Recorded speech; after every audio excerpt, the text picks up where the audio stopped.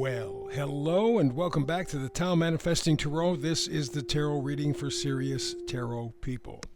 Say that every day, and I'm going to keep saying it and saying it and saying it because I want you to understand this is not your typical tarot reading. I've done tarot for over 20 years, and I've come to the conclusion that tarot doesn't predict anything. That's not its job. Tarot is the science of potential. You get a good tarot reading, which, by the way, are difficult to come by. Many times people are snookered because many of the tarot readers really don't, in my opinion, understand deeply enough or the depth enough. Something is missing, so that they'll lay out a whole bunch of cards in the hope, subliminally maybe, that something's going to resonate with you. And you're going to walk away and go, oh, see, man, nigga, they said this. That was the 75th card. Well, it doesn't make a difference. They said this. That's why I go to science of potential. That's what tarot is, the science of potential. You have to get involved. The energy is up there. The frequency is up there. Does it resonate with you? You can't make it resonate. Rule number one, you can't make it fit. Okay, so given that as a background, you have to allow the frequency and you to communicate. Now, truism again. If you were to get 10 people in a room and they were listening to the same tarot reading or astrology reading or numerology, by the way, astrology and numerology I've done for over 50 years. That is 50, you heard right, 50. And they're the science of prediction. I'll talk about that maybe in a second. But back to tarot, the science of potential. You put 10 people in a room for any reading. You may, of the 10, get one, possibly two. Possibly two. People really, honestly, truly resonating with the frequency of the reading. The other 8 or 9 don't. I mean, they may enjoy the information. They may gain from the information. Maybe something said there that sparks their imagination. That's great. But in terms of really, really honestly connecting with the frequency, they don't. That's okay. That's fine. That's the human condition. So if you don't get it today, maybe tomorrow, maybe next week, maybe next month, don't worry. Stop in every day. Check out the reading. It only takes 10 to 15 minutes. If it fits, it fits. And you go. And you go. You act on it. You'll know when it moves you, when it touches your spirit. You'll know. Otherwise, don't force it. Okay? And by the way, I do a brand new reading every day, 365, holidays, whatever, doesn't make any difference. I'm here to inspire you. That's my reason for doing all of this. Because manifesting is the most powerful tool any human being has. It is the one thing at this point that separates us from the robots that you know are coming. And if you don't understand yet that they want robots to replace every human being they can, you're an idiot. I was raised and spent a lot of my time through my life off and on in Detroit, Motor City. Well, imagine my surprise when the big car makers, Chrysler, Ford, GM, said, hey, you know what? We got these robots. They don't look like robots, but they're robotic, who can do all these jobs that we have these people here to do. They replaced about 2 million people, 2 million jobs in a couple of years. Went to robotics. They'll cut your throat in a heartbeat. And Elon Musk, who I'm beginning to kind of get a little antsy with, but anyway, back about a year ago, Elon Musk said that within maybe 10 years, maybe less, robots will take every single job on the planet. I don't care if you're a doctor or lawyer, it doesn't make any difference. It doesn't make any difference. They're going to do it. They do better, they work faster, and they're easier to repair. And they'll go 24/7 until they break. You replace a gadget, a gizmo, something, and they're back up and running again. And they'll do exactly what they're told. There's no invention. There's no creativity. I mean, they say that artificial intelligence will do that. I haven't seen it yet, although there are some interesting stories about AI bots, but maybe at some other point down the road, or maybe I'll just do a different podcast where I can take off on these things. In any event, the point is that robots are coming, and they're out to take all of our jobs, which will create a disaster of human proportions, because at that point your life is purposeless. I mean, even if you have children and a family otherwise, what the hell are you going to do with your day? We have been monetized. We have been robotized. That's all we know to do. Put in 40, 50, 60 hours a week. And so with this coming wave, this revolution of robotics, this is going to be a real tough time for human beings. Now you add to the fact that they're polluting our air, our water, our food. They're poisoning our schools. They're poisoning our government. You get the picture. So the point of all of this is that if you get in a tarot reading that you check out every day here, and if it resonates with you, take it, because that's important. It is the spiritual part of you talking to the spiritual part of the universe saying, okay, get up off your ass, let's get to it, we got a job for you. And that's important. So that's why I'm so serious, that's why I'm so focused, that's why it's a bear reading. 4 tarot cards, one in the middle, which I call kind of a card of conditions. Okay, it's our oracle card. It sets the mood for the reading. And the mood today is between worlds. You see this flamingo? And one half of the picture is, well, you got beautiful sunshine, apparently nice weather. Looks like it's in a tropical area. And then the other half of the picture looks gray, colorless, lifeless. Wow, isn't that amazing? Yeah, I think it is. And this bird is stuck between worlds. It's in neither of the two places, which is kind of where we are. We're here, we're there, and we're nowhere. We're stuck in a no man's land. Here, there, nowhere.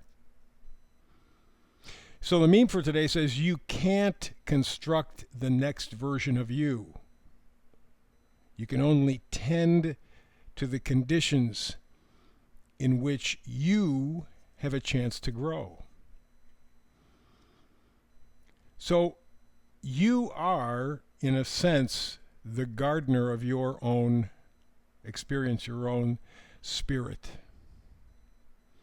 And you really can't change your essence, but what you can do is create conditions in your life that allow you to grow to your spiritual potential. That's powerful stuff. And that takes us back to here, there, meaning nowhere. 2 different worlds. Where the hell am I? Where do I belong? Where do I fit? And if you try to fit in one, you're missing the other. And if you go here, there, like I said, if you're here and you're there, you're nowhere.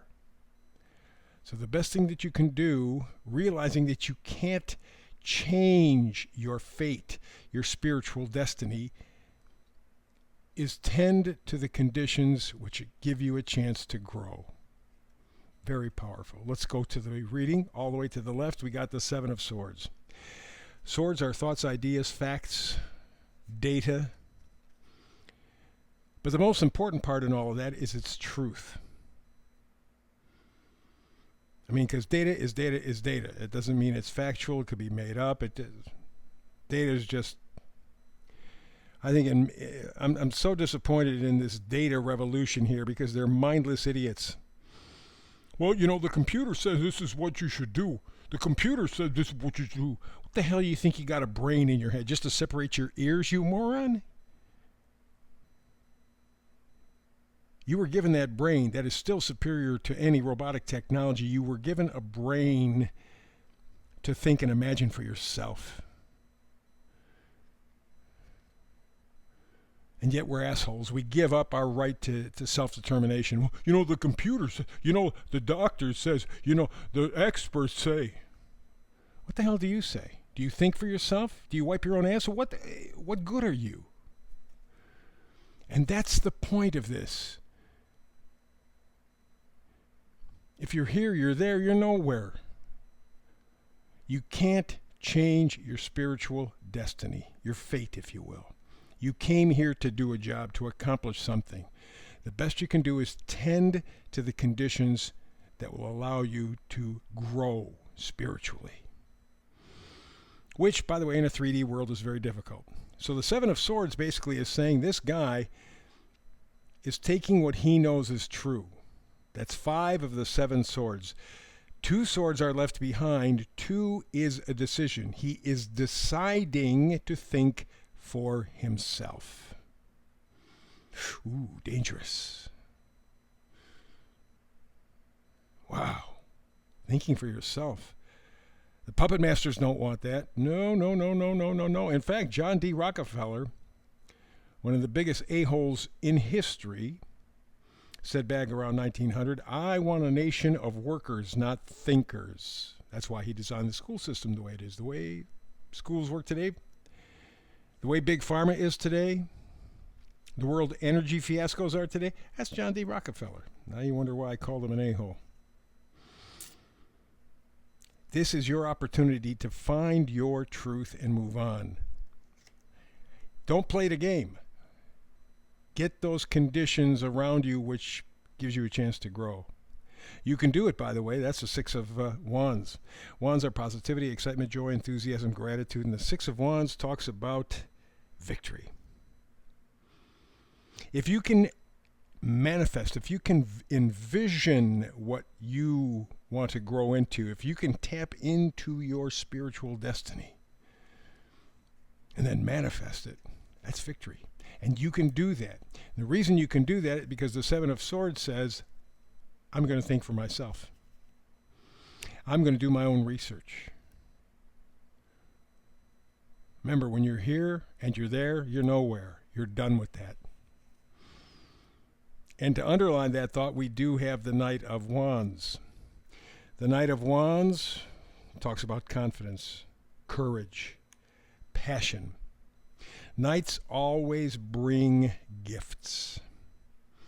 And so when you are deciding that you are going to walk away from the bullshit, you're going to deal with your own truth, that puts you a step closer to victory.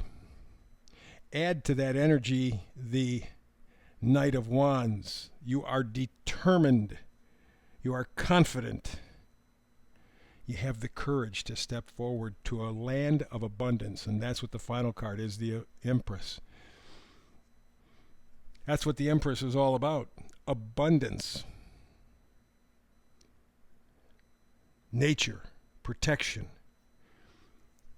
The idea that you can create anything that your mind can conjure up, but you got to think for yourself. You got to believe in yourself. You have to have courage in yourself. Otherwise, you're the middle card between worlds. You're nowhere. But that's your decision. Now you know that's your decision. You are choosing to be milk toast. You're choosing to be plain oatmeal. You are choosing to be a moron.